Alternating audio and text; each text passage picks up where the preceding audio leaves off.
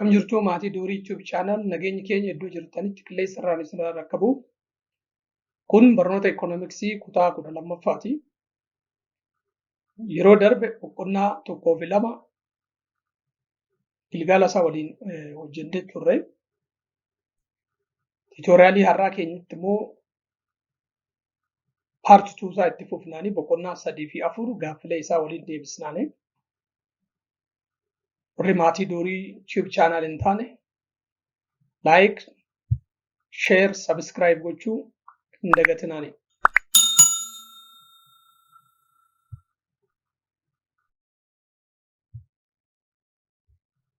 Unit 3, Part 1, Multiple Choice. For each of the following questions, choose the best answer from the given alternative. Kun boqonnaa 3 gaaffii filannooti kan isinii kenname. Gaaffilee isiniin kenname keessaan filannoo sirrii isa ta'e deebisaa isiniin jechaa jira. Question number 1. Which one of the following goods or service is non-excludable? A. Roads. B. Primary education. C. Police protection. D. Streaming music from satellite transmission programs. D. All of the above.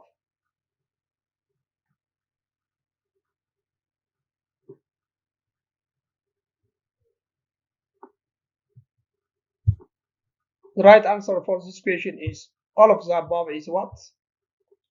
It is the public goods, non-excludable. We cannot exclude an individual person to use what? The public goods. All of those are the public goods. Isaan kun hundi public goods. Keenyaaf daandii yoo fudhatamaan public goods dha.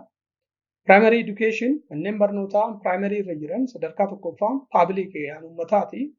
Namni kamiyyuu itti fayyadamuu danda'a public ya.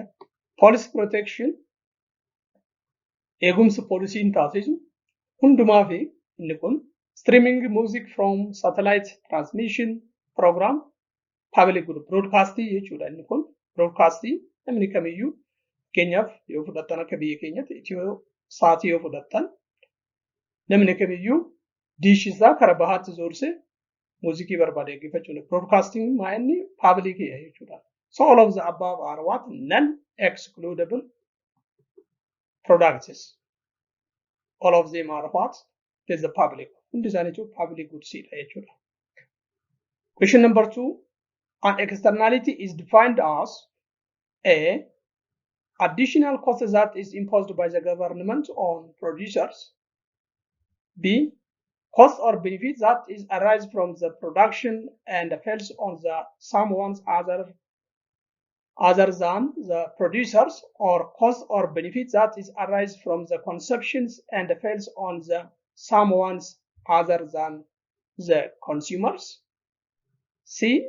An additional gain received by the consumers from decision made by the government. D.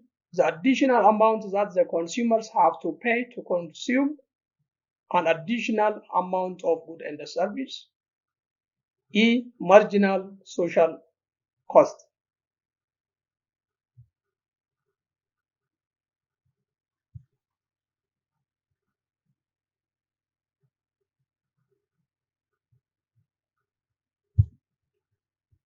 The correct definition for the externality here is it is the cost or it is the benefits that is arise from what? The production and falls on someone's other than the producers.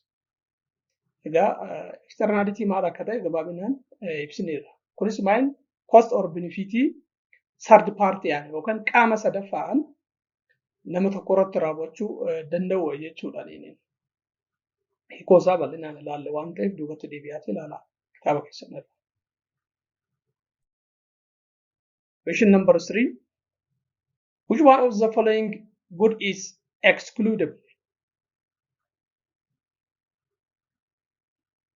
Productii kamtu exclude nama tokko akka inni fayyadamne gochuu kan dandeenyu isa kamii isiniin jechaa jira.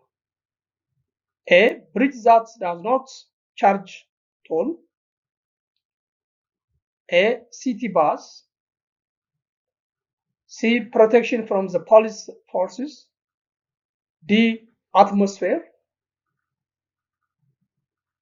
E. All of the above.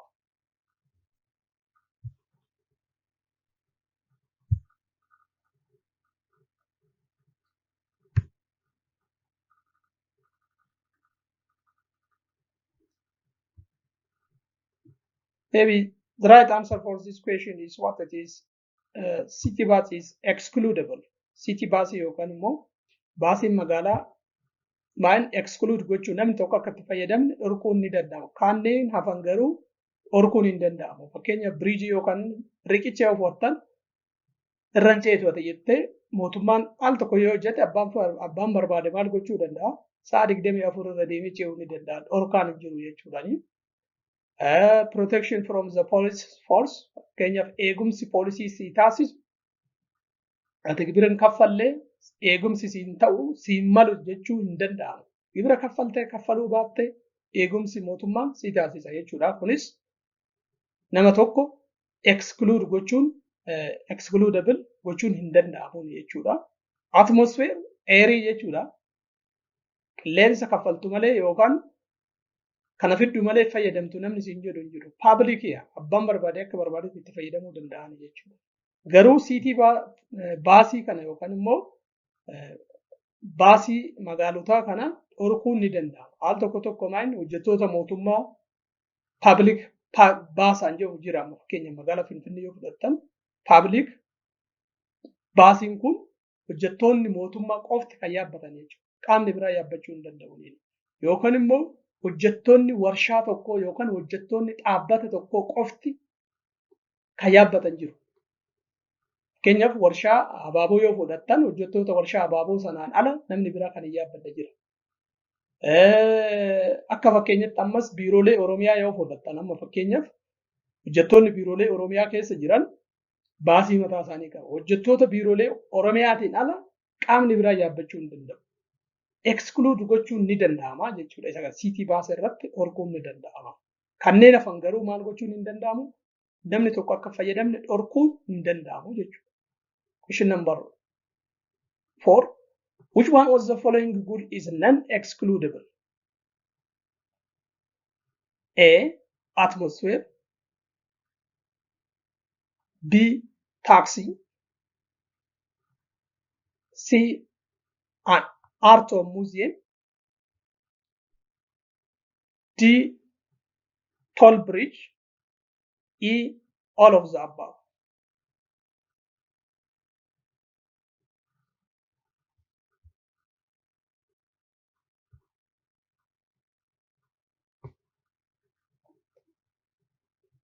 So maybe this question it has its own problem. Gaaffiin kun gaaffii sirrii miti jedhee yaadani. Gaaffii deebii sirrii hin qaba jedhee yaadu. Maaliif? Atmosphere non-excludable amma fakkeenyaaf inni kun eerii jechuudha. Nama tokko akka fayyadamne dhorkuun hin danda'amu. Abbaan barbaade public good inni kun. Toll bridge amma jenne kun bridgenis akkuma public good non-excludable dhorkuun hin danda'amu. Atmosfeeriinis hin danda'amu. Toll bridge kunis hin danda'amu. An art museum inni kunis museemiin amma maayini public good kan uummataati. Namni barbaade dhaqee laalee bahuu ni danda'an. Exclude gochuun hin danda'amu jechuudha. Tarii exclude gochuun hin danda'amu namni tokko akka fayyadamne taaksii kana ta'uu danda'ani. Haa ta'u malee gaaffiin immoo akkasa jechaa hin jiru. Non-excludable kan ta'e isa kamii jedha. Kanaaf non-excludable kan ta'e isa kamii kan jedhu atmosfeeriinis ni ta'a, toll bridge'inis ni ta'a, art of museum'inis ni ta'a jechuudha.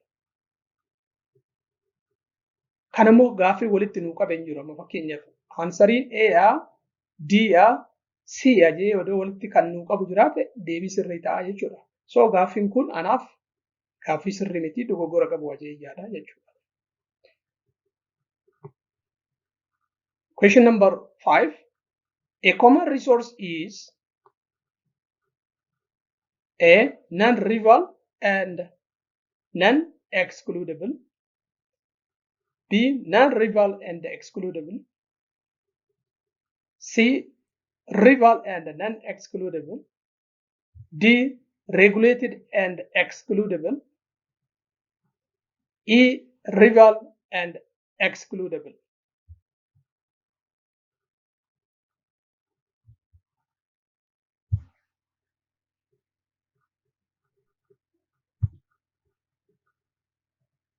Right answer for this question is gaaffii sirriin deebii sirriin gaaffii kanaan maal ta'a jechuudha? A ta'a yookaan immoo A ta'anii jechuudha. Common resource means it is public goods. Public good jechuudha gara biraati. Common resource qabeenya waloo. Qabeenyi waloon immoo maal? Nan rivaliyadha. Wal dorgomaa hin qabu. Nama tokkos maal gochuun hin danda'amu. Akka inni itti fayyadame gochuun hin danda'amu. Qabeenya waloo waliin qabna waan ta'eef wal dorgommiin hin jiru. Anatu fayyadama jennee wanni irratti nuti wal dorgomnuuf hin jiru. Maala jeteef qabeenya waloo waliin qabna waan ta'eef dorgommiin hin jiru. Non rival yoo jennu akkasii. Non excludable jechuun immoo nama tokko akka inni qabeenya kana fayyadamne dhorkuun hin danda'amu jechuudha. Maaliif qabeenya waloo waan ta'eef qabeenya waliin qabnu waan ta'eef jechuudha. Kanaan ala gaaffileen hafan hin ta'ani deebii. When city street is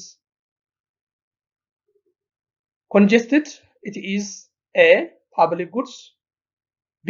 Common resource, C. Private goods, D. Non-rival and non-excludable, E. Non-rival and non-excludable.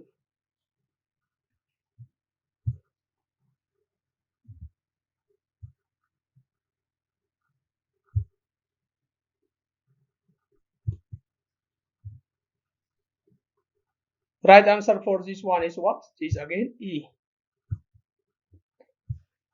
In Davis non-rival and non-excludable because it is straight city. The city straight means it is a public good. Kunis amma public good jechuudha. Namni kamiyyuu fayyadamuu ni danda'ani. Ibsaa daandirra waan ta'eef dhorkaa miti. Ati as jala deemuu hin danda'e. Ibsaa kana argachuu hin dandeessu. Qaamni siin jiru hin jiru. Namni hunduyyuu argachuu ni danda'a. Mirga qaba. Kanaaf ibsaa kana argachuuf walis hin dorgomnu akkuma nama jee dhorkuus hin jiru jechuudha. Namni si dhorku hin jiru. Abbaan barbaade akka barbaadetti itti fayyadamuu danda'a jechuudha. So this is the answer.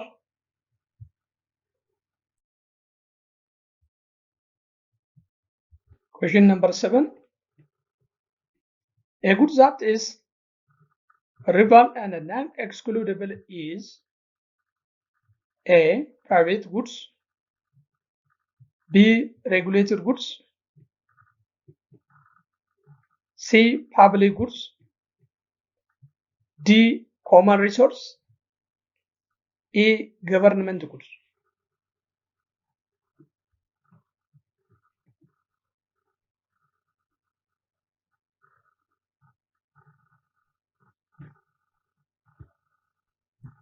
Again, this question has its own problem. Gaaffiin kun ammas rakkoo qabaanii gaaffiin kun sirrii miti.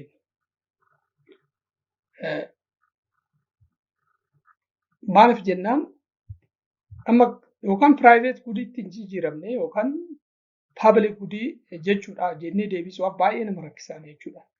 Maalirraa kan ka'e public good jechuudhaaf nan iddoo kanatti sila maal dabaluu qabaa non-rival and non-excludable jechuu qaba ture. Yookaan immoo private goodii jennee deebisuudhaaf yookaan kana gatuu qaba ture. Nanii tana immoo dhiisuu qaba. Fakkeenyaaf a good that is rival and excludable osoo jedhee directly gaafa deebiin isaa maal ta'a private goodii ta'a ture. Yookaan immoo maal dabaluu qabaa non-rival and non-excludable osoo jedhee directly gaaffiin kun maal ta'a public goodii ta'a jechuudha. Amma private goodies miti public goodies jennee deebisuu hin dandeenyu gaaffii kana jechuudha. Jalqabuma isaatiyyuu gaaffiin kun ammas gaaffii sirrii miti. Tekstiin keessan isinii kenne kun deebii sirriin as keessa hin jiru jechuudha. Asitti maal dabaluu qaba? Non-rival, non-excludable yoo jedhe deebiin isaa maa inni public goodii ta'a jenneerra. Yookaan immoo ishii tana gatuu qaba. Nanii tana gatuu qaba yookaan private jennee deebisuudhaaf jechuudha. Rival and excludable osoo jedhee directly A ta'a jechuudha. So gaafiin kun ammas sirrii miti jechuudha. Question number 8. Free riding can occur if a good is A. Private goods, B. Excludable and non-rival, C. Excludable and rival, D. Non-excludable and rival, E. Non-excludable and non-rival.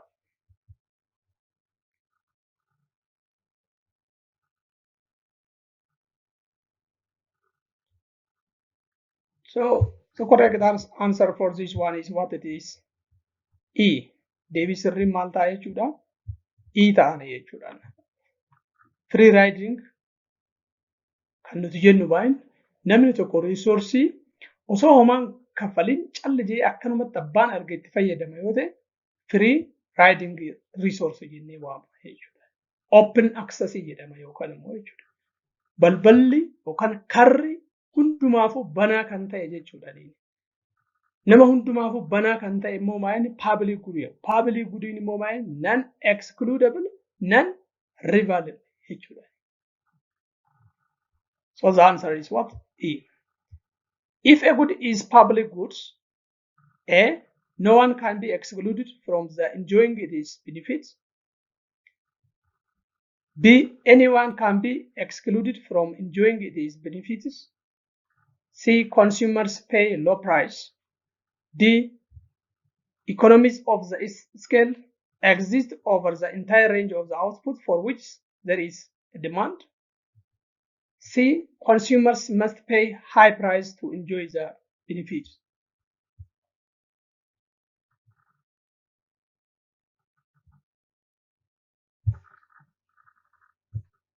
The right answer for this question is what? Deebii sirriin gaaffii kanaa maal ta'a jechuudha? A ta'a jenna. No one can be excluded.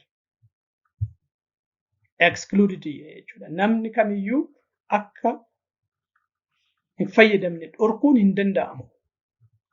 Productiin kun maal haa jetee? Publicii haa jetee jechuudha. Nama hundumaafuu wal qixa. Kanaaf exclude gochuun hin danda'amu jechuudha. Amma biyyoo fudhattan hin ta'u. Anyone can be excluded. Public good irraa immoo exclude gochuun hin danda'amu. Consumers pay low price. Public goodhaaf wanti nuti kaffallu jiru. Bilisa kana nuti itti fayyadamnu jechuudha. Indirectly waan biraa kaffaluu dandeenya malee directly public good argachuuf wanti nuti kaffallu hin jiru jechuudha. So the right answer for this one is what? A.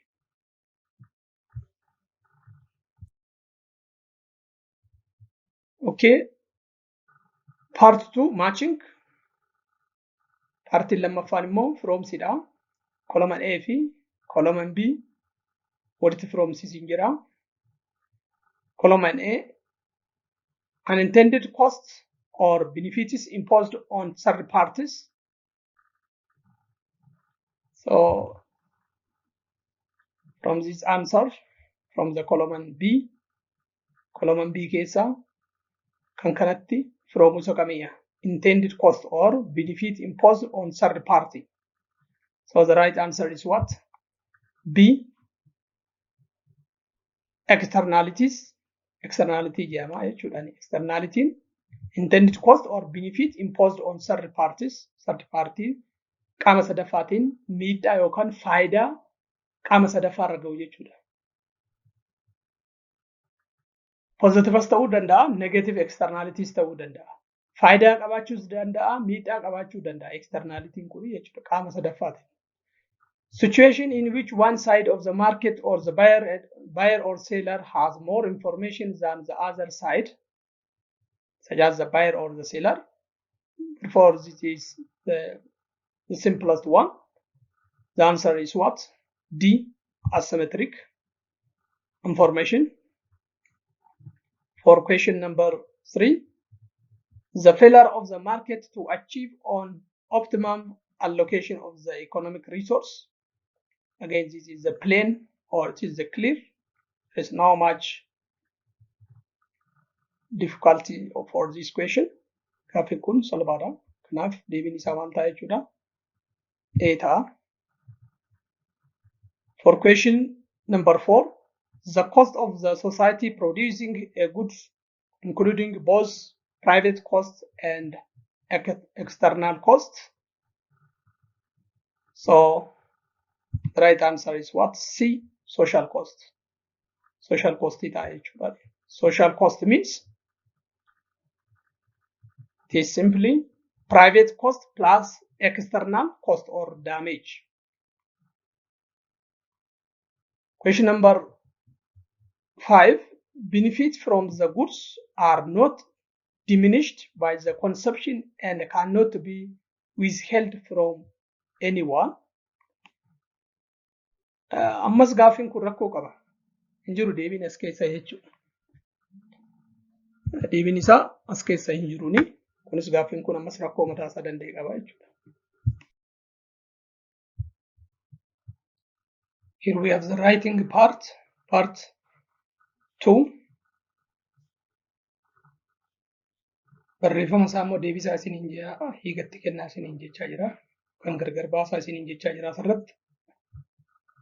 The 2 key characteristics of public goods are non-excludability and non-rivalry.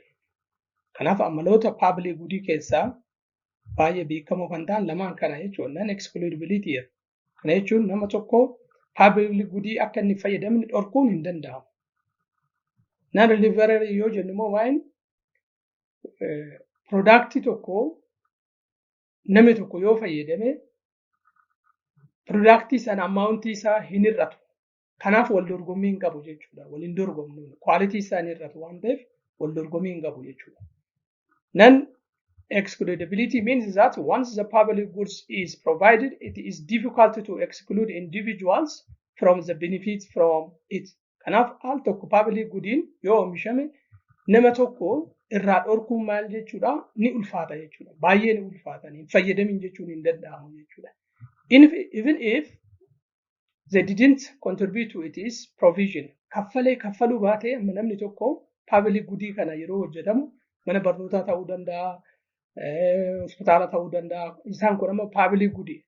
Kanaaf lakkii ati gaafa manni hospitaalli kun ijaaramu gahee keessaan qabdu gumaacha waan hin gooneef itti yaalamtu jechuun hin danda'amu jechuudha. Namichi sun gumaacha achi keessatti yeroo hospitaalli sun ijaaramu contributionii qabaachuu baatee rakkoon hin qabu. Namni kun gaafa hospitaalli sun hojjetame fayyadamuu hin danda'a, dhorkuun hin danda'amu jechuudha. Non-rivalry means that the consumption of one good by one individual does not what diminish its availability for others. Kana yoo jennu maal non-rivalry yoo jennu productii tokko kan public goodii tokko namni dhuunfaan tokko yoo itti fayyadame quality isaa maal hin ta'u diminish hin ta'u yookaan hin hir'atu jechuudha. Fakkeenyaaf namni tokko sa'a 24 maaf hin taane dildila irra deddeebi'ee yoo ce'e qualitiin dildila sanaa na jalaa hir'ata jechuun hin danda'amu. Namni tokko sa'a 24 daandiirra deemee odoo daandiirra ibsaa straight line irratti ifu magaalota gurguddaa irratti ni beektu.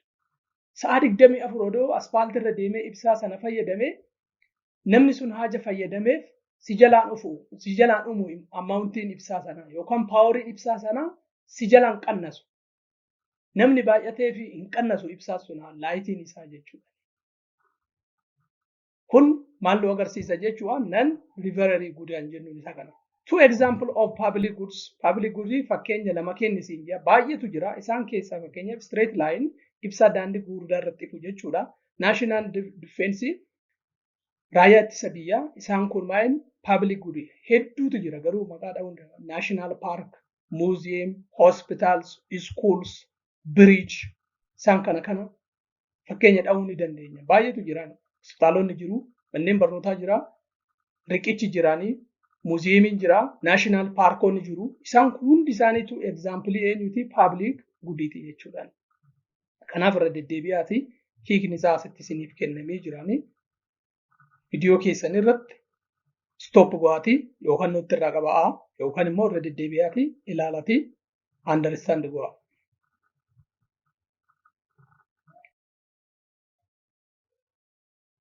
The third one is free rider problem. It refers to the situation where the individuals can benefit from the public goods without contribution to the provisions. Free rider problem yookaan free rider jechuun akkan kanaan dura isin hin jedhu. Public goodiin al tokko yoo oomishame nama hundumaafuu barri isaa yookaan karri isaa banaadha. Irraa dhorkuun hin danda'amu jechuudha. Namichi sun kaffaluu baate nama product sanarraa yookaan immoo public goodii kanarraa dhorkuun hin danda'amu. Nama hundumaafuu oopiniya jechuudhaani. Kaffaluu baatee dhimma isaa. Individual kan benefit namni dhuunfaan faayidaa irraa hin argata. Maalirraa public goods osoo maal hin goyin osoo gumaacha tokko hin gumaachin yeroo public goodiin kun ijaaramu gumaacha homaatu keessaan qabu garuu gaafa public goodiin kun ijaaramee gaafa xumuramu itti fayyadamuu mirga qabaa jechuudha. Irraa dhorkuun hin danda'amu. Kun maayini rakkoo ride problem jechuudha.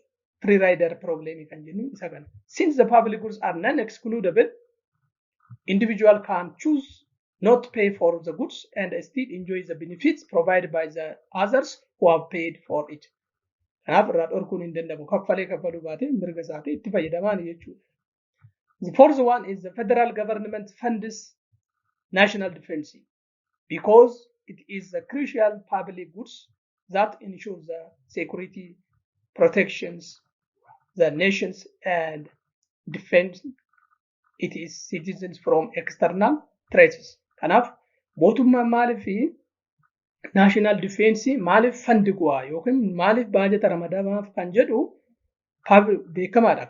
Raayyaan ittisa biyyaa daangaa eeguu danda'anii, security biyyattii eeguu danda'anii, iccitii biyyattii yookaan immoo eegumsa gochuun protect the nations lammiilee biyyattii sanaa kan eeguu isaanii weerara biyya alaarraa ofu kan dhorku national defense kana waan ta'eef baajata kanaaf ramadaa jechuudha mootummaan. It is responsible for the government to safeguard the society. Mootummaan dirqama maal gochuudhaaf hawaasa isaa eeguudhaaf daangaa biyyattii eeguudhaaf dirqama qaba. Safety uummata isaa eeguudhaaf dirqama qaba. Isa kanaaf immoo maal gochuun dirqama mootummaan fandii maal godhaa ni ramadaaf jechuudha. This is all about. Unit 4 macroeconomic policy boqonnaa afur immoo macroeconomic policy jedhatti gaaffii kana isin gaafachaa jira. For the following questions choose the best answer for the given alternative. Filannoo sirrii ta'e filadhuu deebisiin jedha. Reduction in the bank rate is A. Contractionary fiscal policy, B. An expansionary fiscal policy, C. An expansionary monetary policy, D. Contractionary monetary policy. So gabaabumatti deebiin gaaffii kanaa deebii sirriin C ta'a jechuudha. Reduction in bank rate is what? Expansionary monetary policy nu agarsiisa. Bank rate hir'isuun maal nu agarsiisa? Expansionary monetary policy nu agarsiisa. Central banking bank rate hir'isa. Eenyuuf hir'isa? Commercial bankotaaf hir'isa. Commercial bankotaaf yeroo hir'isu kana baankonni immoo maal inni baay'inaan liqeeffatuun jechuudha. Baay'inaan liqeeffatanii maamila isaaniitii baay'inaan dabarsanii kennu. Investorootaaf baay'inaan dabarsanii kennu. Kun maal nu agarsiisa? Expansionary monetary policy jennaan jechuudha. Bank rate osoo dabalee garuu contractionary ta'aa ture. Amma garuu bank ratein interest rate waan hir'iseef expansionary nutti himaa jechuudha. Kun lamaan hin taane contraction fiscal policy bank ratein waa'ee fiskaalii miti kan ilaallatu waa'ee monetary malee fiskaalii gonkumaa walitti dhufaniin. Kanaaf isa reject gootanii internetii fi kana qofa keessaa filattu jechuudha. Deebii sirrii sii ta'a. To control the situation of excess demand, the central bank excess dimaandii yookaan immoo fedhiin akka malee yeroo dabalu seentiraal baankiin kontirool gochuudhaaf maal gochuu qabaa? Excess dimaandii kana yookaan fedhiin namoota akka malee productiidhaaf yeroo dabalu jechuudha. A. Reduce discount rates. B. Select the government security. C. Decrease reserve requirement ratio. D. None of the above.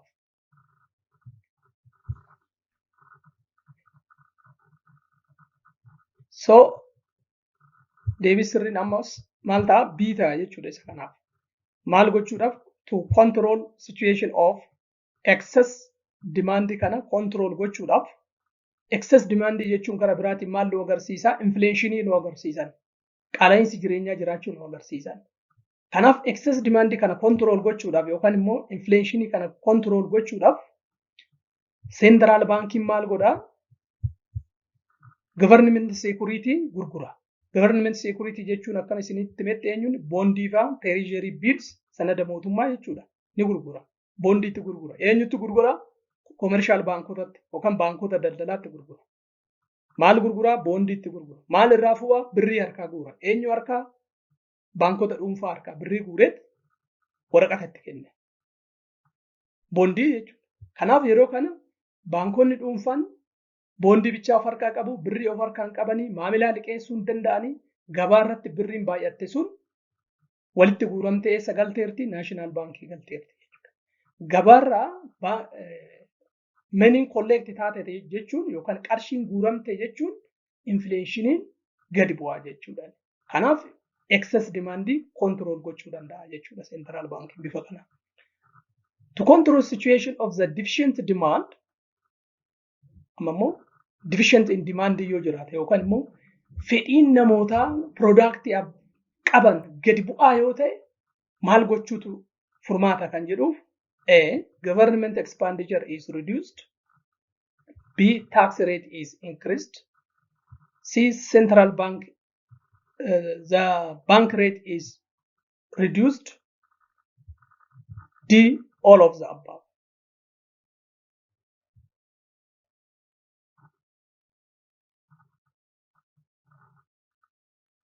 So deebiin inni sirriin ammas immoo C ta'a jechuudha. Deficient demand kan amma namootatu fedhii dhabe. Fedhiin isaan productiidhaaf qaban ni gadi bu'e. Investmentiidhaaf fedhiin jiru gadi bu'e. Consumptioniidhaaf fedhiin jiru gadi bu'e. Mootummaan maal gochuu qabaa?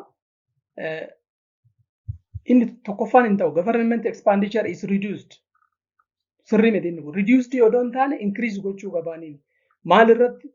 Hojii kanneen akka iskuulii yookaan immoo manneen barnootaa ijaaruu, hospitaalota ijaaruu, daandii ijaaruu, riqichoota ijaaruu, wanta uummata kakaasan fedhii isaa akka kaka'u taasisu invest gochuu qaba malee mootummaan baasii isaa xiqqeessuu hin qabu jechuudha. Kanaaf deebiin ta'u inni kuni taxi rate increased yaa kun immoo gibira uummatatti dabaluu jira. Asinuu uummanni fedhii dhabe productiidhaaf uummata irratti gibira dabaluu jechuun immoo ittuu fedhiin uummata kana akka gadi bu'u jechuudha. Kanaaf hin ta'u inni kunis.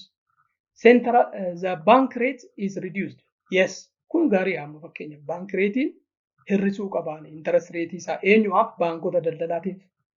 Seentiraal baankii yookaan baankiin biyyoolessaa baankota daldalaatiif dhala gadi buusa. Dhala qarshii jechuudha. Yeroo kana baankonni dhuunfaa maal godhu jechuudha? Baay'inaan baankii biyyoolessaa deemanii liqeeffatu jechuudha. Erga baay'inaan liqeeffatanii booda immoo maamila isaaniitiif immoo investorotaaf dhala xiqqaan dabarsanii kennu. Isaanis akkuma naashinaal baankiin interest reetii gadi buteef isaanis immoo maamila isaaniitii interest reetii maal godhu jechuudha? Gadi butanii liqeessuuf jechuudha. Yeroo kana investoroonni ni liqeeffatu, invest godhu, production ni dabalanii namoota baay'inaan qacaruu danda'uuni yeroo kana maal dhufa jechuudha? Deficient demandii hir'ina demandii kana solve gochuun ni danda'ama, haquun ni danda'ama jechuudha. Kanaaf. So the correct answer is what it is. C. Question number 4. Fiscal policy refers to A. Government spending and a taxation decision. B. Control of the money supply. C. Decision alter the market interest rates. D. Control of the producer's price index. is the simplest question that you know. Kun gaaffii baay'ee salphaa ta'een already fiscal policy'n beekamaadha. Maaliif qo'ata? Waa'ee maaliif qo'ata? Waa'ee baasii mootummaa fi galii mootummaa. Yookaan taaksii jechuun galii mootummaa jechuudha. Fiscal policy'n galii mootummaa yookaan baasii mootummaa fi galii mootummaa qo'ata jechuudha. Waa'ee gibiraa. An appreciation Ethiopian birr relative to USA dollar would result in all of the following except A. Increased net export, B. Increased aggregate demand, C. Reduction in the price of imported resource, D. An increase in the price of exported resource.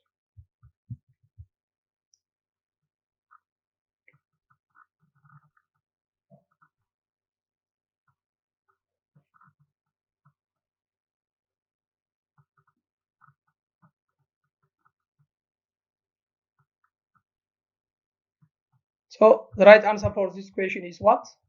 D. Deebii sirrii maal ta'a jechuudha? D. Yeroo qarshiin Itoophiyaa maal taatu?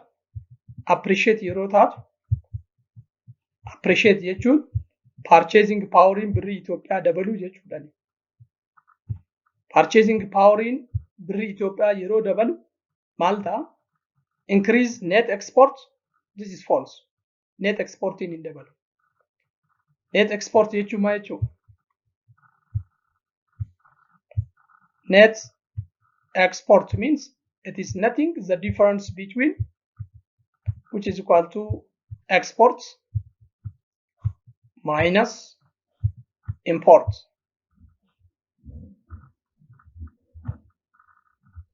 So yeroo kana net exportiin hin dabalu. Maaliif hin daballee? Exportii waan hin daballeef jechuudha. Qarshiin appreciate birriin Itoophiyaa appreciate taate jechuun exportiin keenya gadi bu'a. Maaliif gadi bu'a? Lammiilee alaatti productiin Itoophiyaa gatiin isaa ol ka'aa ta'e.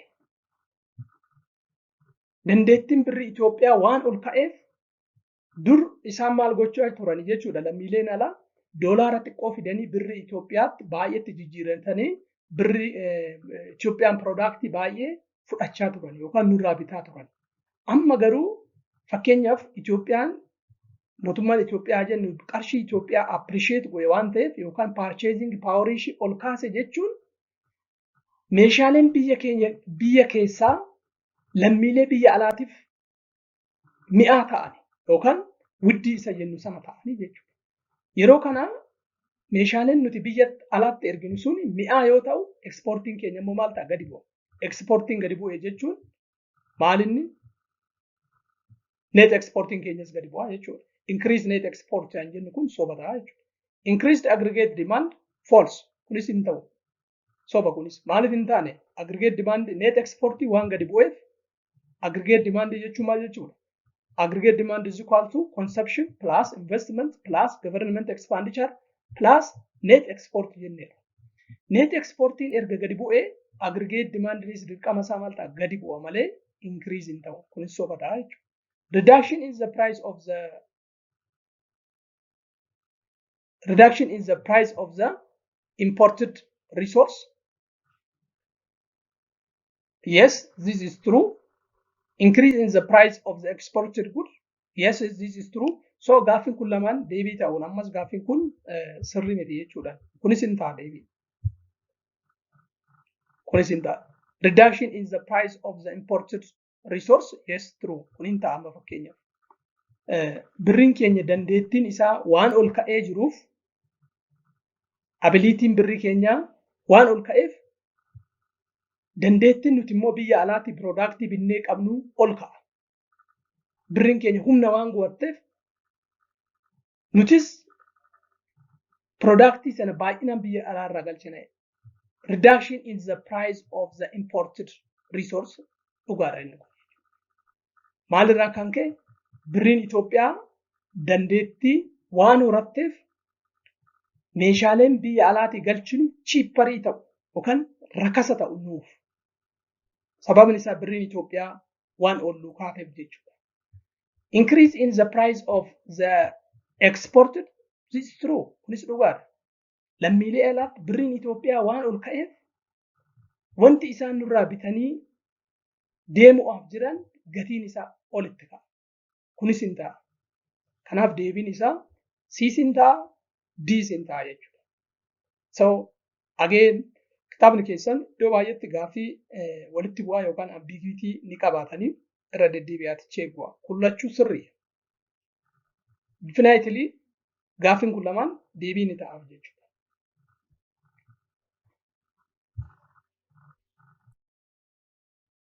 Okay, writing parts here. Fiscal policy. Fiscal policy refers to the government spending and taxation to the influence the economy. Waa'ee fiscal policy fi monetary policy garaagarummaa isaati ibsaa. Involves decision made by the government regarding the revenue generation and expenditure. Fiscal policy akkuma isinitti waa'ee maalii qo'ata jenneera. Government revenue yookaan galii mootummaa fi baasii mootummaati jenneera. Monetary policy immoo waa'ee maalii qo'ata? On the other control the money supply. Waa'ee dhiyeessii qarshii fi dhala qarshii qo'ata jechuudha. And monetary policy. Fiscal policy nu maal qo'ata? Government revenue. Government revenue jechuun taaksii jechuudha. Akkasumas baasii mootummaa jechuudha. Monetary policy immoo waa'ee dhiyeessii qarshii fi dhala qarshii akkasumas illee waa'ee maalii qo'achuu ni danda'a? Pricii qo'achuu ni danda'a. General pricii qo'achuu ni danda'a monetary policy jechuudha. Fiscal policy refers to the government use of taxation and government spending to what? Influence the economy. Change in the government expenditure can impact demand in the economy. An increase in government expenditure can stimulate demand as it injects the economy into the economy through increasing spending on goods and service. Conversely, decrease in the government expenditure can reduce the demand as the revenue money from what? The economy. So, fiscal policy keessatti mootummaan baasii isaa galii argate irraa baasii isaa yoo dabalu manneen barnootaa irratti, hospitaalota irratti, daandii irratti, riqichoota irratti, piroojeektii adda addaa irratti baasii isaa dabalaa yoo deemu maal godha jechuudha? Stimulate the demand. Demandii yookaan fedhii namoota keessatti uumaa deemanii jechuudha. Namni piroodaaktiidhaaf fedhiin inni qabu keessatti maal ta'a? Dabalaa deemanii jechuudha. Kanaaf nu fayyada. Mootummaan baajata isaa inject yookaan immoo baajata isaa ikonomii keessatti yoo dhangalaasu fedhii namoota keessatti uumaa jechuudha. Akka piroodaaktiidhaaf fedhii qabaatan jechuudha. Yoo hir'ises immoo akkasuma rakkoo qaba. Mootummaan immoo baasii isaa yoo gadi hir'ise decrease yoo godhe immoo demand immoo maal ta'a? Wajjumaan gadi bu'a jechuudha. Kana nu agarsiisa. Inni biraa taaksiin immoo akkamitti affect gochuu danda'a ikonomii kan jedhu. Change in tax can affect the demand in the economy. Akkasuma gibirris yoo jijjiirame demandii namoota maal godhaa? Fedhii namoota affect gochuu ni danda'a. Fakkeenyaaf decrease in the tax rates can increase the disposable income. Fakkeenyaaf gibirri namootaaf yoo hir'atu disposable income isaanii, disposable income jechuun personal income minus taxi yookaan income after taxi jechuudha. Disposable income jechuun income argannu irraa gibira erga kaffallee booda wanti nuti argannu maal jedhama? Disposable income jedhama jechuudha. Kanaaf mootummaan gibira yoo hir'isuuf namoonni disposable income isaanii maal ta'a? Ni dabalaa jechuudha. Kan dhaabbilee biizinasootatis akkasuma ni dabalaa. Kun immoo maal fidaa? Consumption isaanii, consumption namoota akka dabalu godha. Itti fayyadamiinsi piroodaaktii tokkoo hin dabala. Maaliif income keenya waan dabaleef consumption keenya ni dabala jechuudha. Akkasumas illee gibirri waan hir'ateef investoroonni investmentii isaanii maal godhu? Ni dabalu. Kun immoo maal godha? Consumption dabale taanaan, investmentiin dabale taanaan immoo boosting the demand or increasing the demand. Demand immoo ni dabala. Akkamitti dabala? Consumption elementii eenyuti? Demanditi. Investmentiin eenyu? Elementii aggregate demanditi.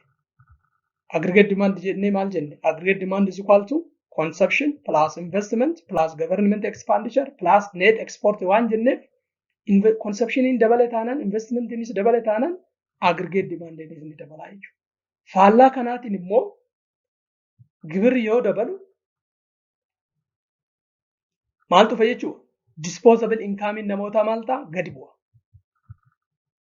Disposable income namootaa yeroo gadi bu'u immoo consumptioniin keenyas maal ta'a? Gadi bu'a. Investmentiinis gadi bu'a. Kun immoo maal fida? Aggregate demandiinis gadi bu'a jechuudha. Kanaaf kanarraa maal hubanna jechuudha? Yeroo government expenditurein change yoo ta'u yookaan baasiin mootummaa yeroo jijjiiramu, gibirri yeroo jijjiiramu akkamitti aggregate demandii affect akka godhu nu agarsiisa jechuudha. Number 3, excess aggregate demand refers to the situation in which the total demand for the goods and the service in the economy exceeds the economic capacity to what? Supply. Excess demand jechuun maal jechuudha? Fedhii garmalee jechuudha. Fedhiin dhiyeessii yoo caalu supply jechuun dhiyeessii. Aggregate demandiin aggregate supply yoo caalu maal jedhama? Excess demanditu jira jennee jechuudha. On the other hand, deficient aggregate demand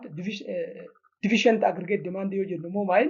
Faallaa ta'a. Faallaa ta'a jechuun aggregate supply aggregate demand caalaa jechuudha. Situation where the total demand falls short, demanding gadi bu'a in the economic productive capacity resulting underutilization of the resource, unemployment, and potential of the economic downturn.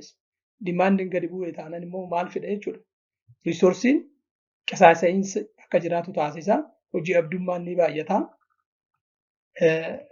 Economiin keenya potentiaaliin isaa maal ta'a? Gadi bu'aa deema jechuudha. Downturn deemaa jira jechuudha.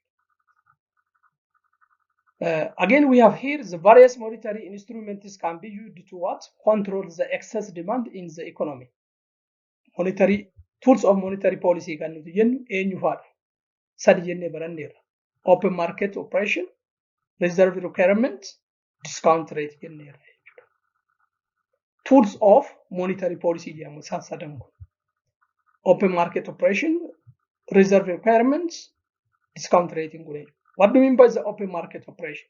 The central bank buys or selling the government securities to influence the money supply and interest rates.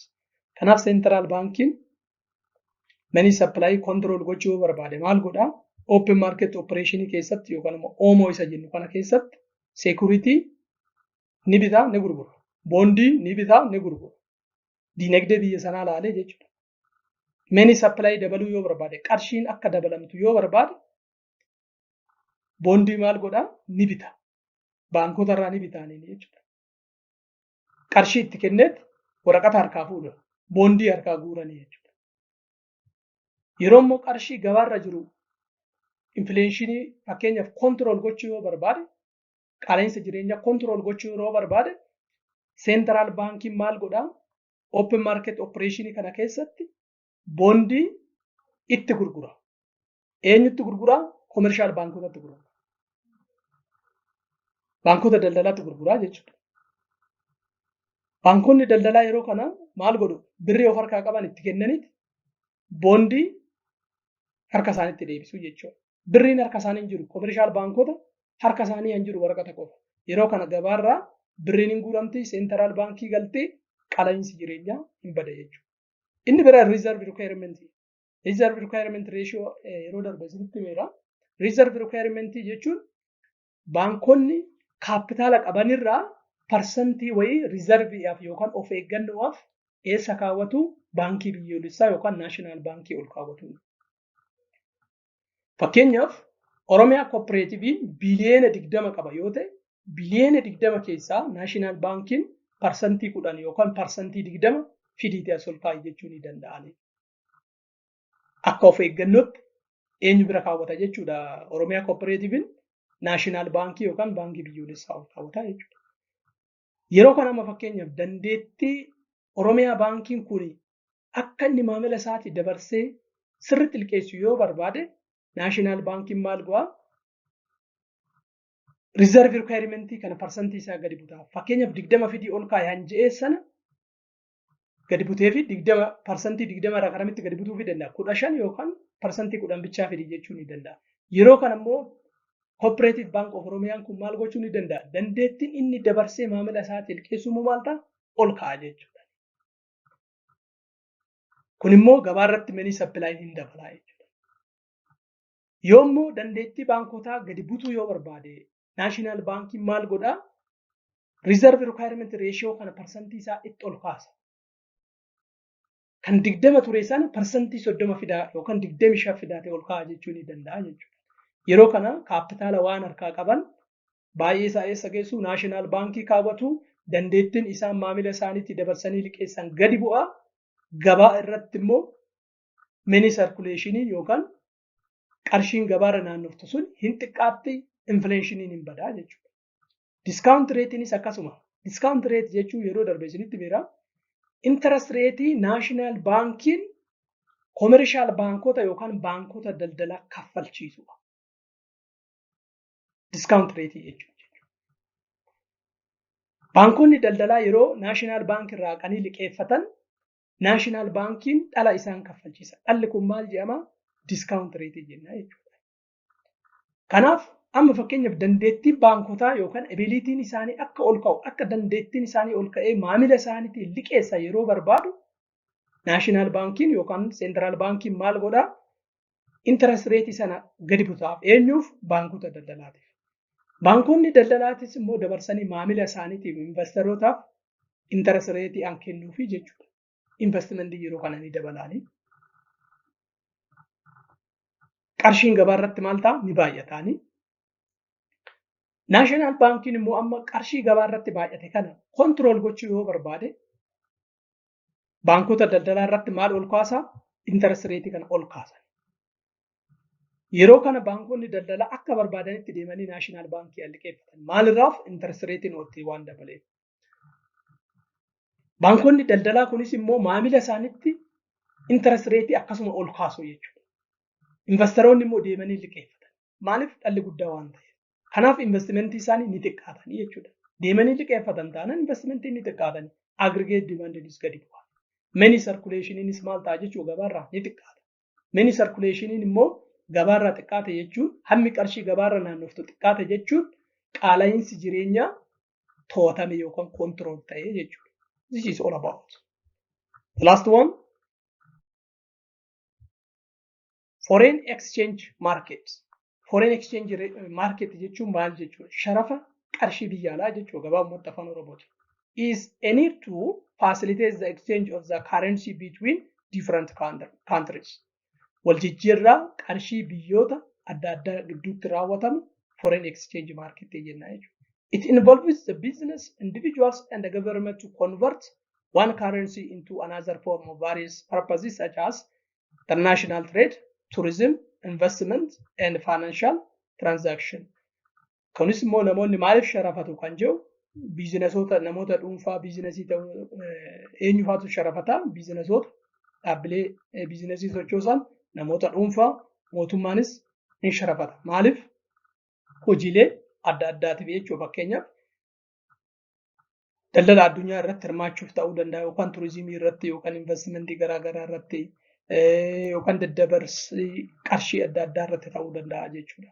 Foreign exchange market provides a mechanism for what? Determining the relative value of different currency and enables the participants to hedge against the currency risks and engage in the foreign exchange transactions to meet their specific needs. Kanas namoonni qarshii biyya tokkorraa kara qarshii biraatti maaliif jijjiirratu kan jedhu maybe riskii avoid gochuudhaaf jechuudha. Fakkeenyaaf vaaliyuun Itoophiyaa akka malee gadi yoo fuudhe namoonni tarii birrii isaanii kara biraatti jijjiiranii ol kaa'uu barbaadu yookaan doolaaraan ol kaawwachuu barbaadu yookaan paawundii UK paawundiin ol kaawwachuu danda'u yookaan Jaapaanis yiiniin jennuun qarshii Jaapaanitti jijjiirrachuu danda'u jechuudha. Kanaaf risk minimize gochuufis jijjiirrachuu ni danda'u jechuudha namoonni. So this is all about what unit 4 and unit 3. I hope you understand some important points from this exercise. Thank you for your patience. See you for the next time.